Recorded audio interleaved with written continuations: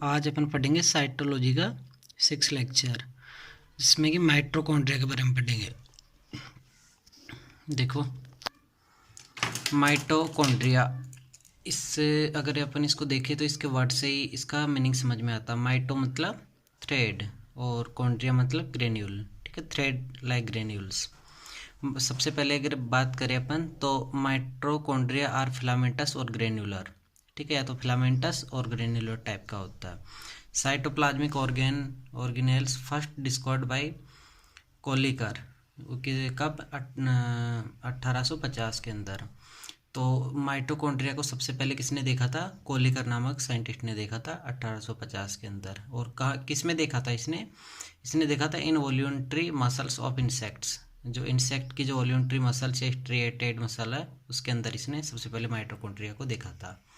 ठीक है, found in most eukaryotic organism. अगर अपन ज़्यादातर बात करें तो माइटोकॉन्ड्रिया जो है वो यूकैरियोटिक सेल्स में ही पाया जाता है, यूकैरियोटिक ऑर्गेनिज्म में ही पाया जाता है, प्रोकैरियोटिक में नहीं। Mitochondria is absent in bacteria and blue green algae.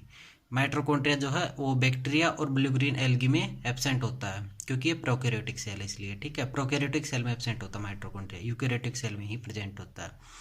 अब अपन बात करते हैं, एक साइंटिस्ट का नाम है बेंडा नामक साइंटिस्ट जो है उसने studied this in detail and named the mitochondria. Mitochondria का नाम दिया और उसने डिटेल में इसकी स्टडी की।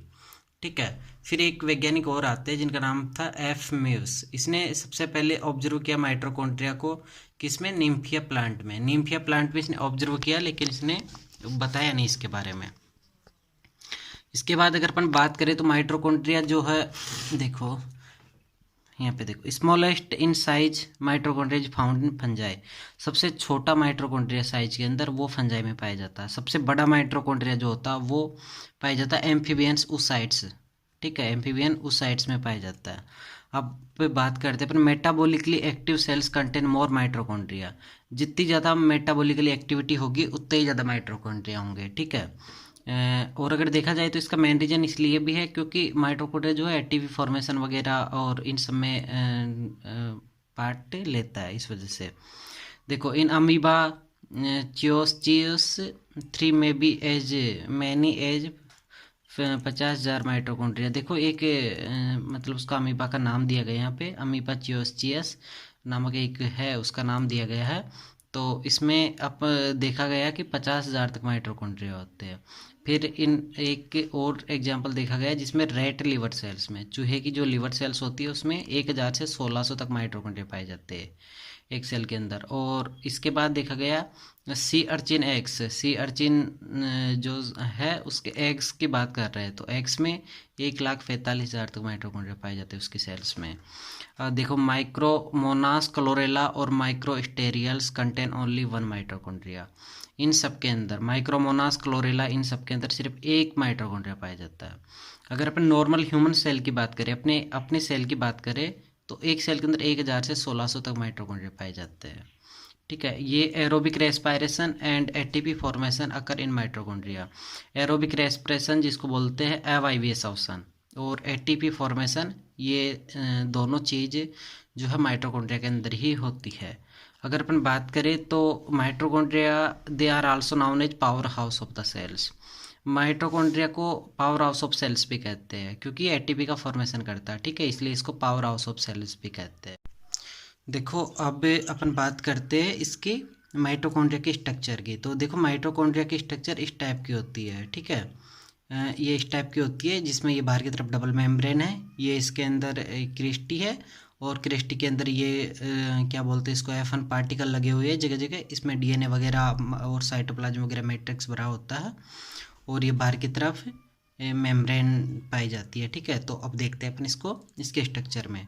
सबसे बाहर की तरफ जो लेयर होती है आउटर मेम्ब्रेन कहते हैं इसको, लिपोप्रोटीन की बनी होती है। ठीक है, उसके बाद इनर मेम्ब्रेन होती है, ये अंदर की साइड होती है।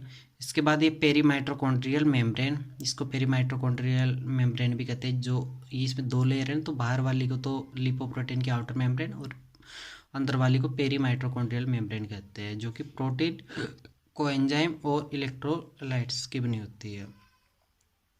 इसके बाद देखो, ये इसमें डीएनए पाया जाता है, ये इसमें राइबोसोम्स भरे होते हैं, ये इसका मैट्रिक्स है, इसमें मैट्रिक्स जेल लाइक होता है, ठीक है, जेल लाइक मैट्रिक्स होता है। और इसमें देखो ये फिंगर लाइक इन ये क्रिस्टी होती है, ये इसमें पूरी स्ट्रक्चर क्रिस्टी है, ठीक है, finger like infolding cristae. Cristae covered with इन F1 पार्टिकल और ऑक्सीजोम्स, जो क्रिस्टी जो होती है इसको कवर करता है F1 पार्टिकल, देखो ये कवर कर रहा है ना, पूरी के अंदर फैला हुआ है F1 पार्टिकल। अब अपन बात करते हैं इसका जो मैट्रिक्स होता है वो जेल लाइक होता है। इसके जेल लाइक मैट्रिक्स में 2 to 6 सर्कुलर डीएनए और 7s ribosomes, lipids and RNA, mRNA, DNA, polymerase enzyme and protein genetically independent, ये सारी चीज़ें, ये 2 to 6 सर्कुलर डीएनए ये इसके मैट्रिक्स में भरा होता है, 17 राइबोसोम्स और लिपिड्स, आरएनए, टीआरएनए, एमआरएनए, ये सारी चीज़ें इसके अंदर, डीएनए, पॉलीमरेज एंजाइम, ये सब इसके मैट्रिक्स में, माइटोकॉन्ड्रिया के मैट्रिक्स में होते हैं, ठीक है। अब अपन बात करते हैं, ये था माइटोकॉन्ड्रिया का 3 डायमेंशियल स्ट्रक्चर, ठीक है।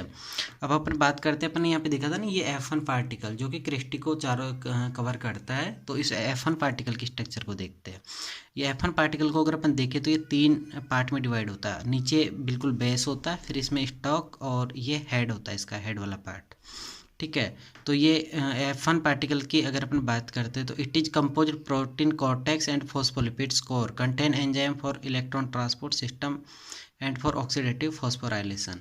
देखो F1 पार्टिकल जो होता है ये एंजाइम्स और इलेक्ट्रॉन ट्रांसपोर्ट सिस्टम में एंजाइम्स से सिक्रेट करता है और ऑक्सीडेटिव फॉस्फोराइलेशन में पार्ट लेता है, ठीक है। इस तरह से अपन ने आज क्या पढ़ा, अपन ने यही देखा माइटोकॉन्ड्रिया को, माइटोकॉन्ड्रिया थ्रेड लाइक थ्रेड और कॉन्ड्रिया ग्रेन्यूल्स, दो मतलब इसके वर्ड को अगर तोड़ेंगे अपन तो माइटो और कॉन्ड्रिया थ्रेड लाइक ग्रेन्यूल्स होते हैं, माइटोकॉन्ड्रिया आर फिलामेंटस और ग्रेन्युलर, ठीक है। और इसके बाद सबसे पहले कोलिकर ने 1850 में डिस्कवर किया, ये यूकेरियोटिक में पाया जाता है, प्रोकैरियोटिक में नहीं पाया जाता है। इसने बेंडा ने सबसे पहले इसको डिटेल में स्टडी की, नाम दिया माइटोकॉन्ड्रिया। एफ म्यूज ने सबसे पहले इसको ऑब्जर्व किया निम्फिया प्लांट के अंदर, सबसे छोटी माइटोकॉन्ड्रिया फंजाई में, सबसे बड़ा माइटोकॉन्ड्रिया एम्फीबियन सोसाइट्स में। मेटाबॉलिकली एक्टिव जितनी सेल्स होगी, जितनी ज़्यादा मोटा मेटाबॉलिकली एक्टिव सेल होगी उतने ज़्यादा माइटोकॉन्ड्रिया होंगे। इसमें कई सारे एग्जाम्पल भी दिए गए, अमीबिया चियोस्चीस नामक एक है जिसके अंदर 50,000 माइटोकॉन्ड्रिया पाए जाते हैं। रेड लिवर सेल्स में 1000 से 1600 तक माइटोकॉन्ड्रिया पाए जाते हैं। सी अर्चिन एग्स के अंदर 1,45,000 तक पाए जाते हैं। और ये माइक्रोमोनास क्लोरेला की अगर अपन बात करें सिर्फ एक माइटोकॉन्ड्रिया होता है। नॉर्मल ह्यूमन सेल की बात करें तो 1600 तक माइटोकॉन्ड्रिया होते हैं। माइटोकॉन्ड्रिया जो होता है aerobic respiration and active formation में पार्ट लेता है। They are also known as power house of the cell, और इसको पावर हाउस ऑफ सेल्स भी कहते हैं, ठीक है। इसके बाद अपन ने इसकी स्ट्रक्चर पढ़ा, ये स्ट्रक्चर देखो, और इसके बाद अपन ने इसके F1 पार्टिकल, इस वाले F1 पार्टिकल की स्ट्रक्चर को देखा, ठीक है। इस तरह से आपका आज का ये टॉपिक ख़त्म होता है। कल अपन किसी नए टॉपिक के साथ मिलेंगे, तो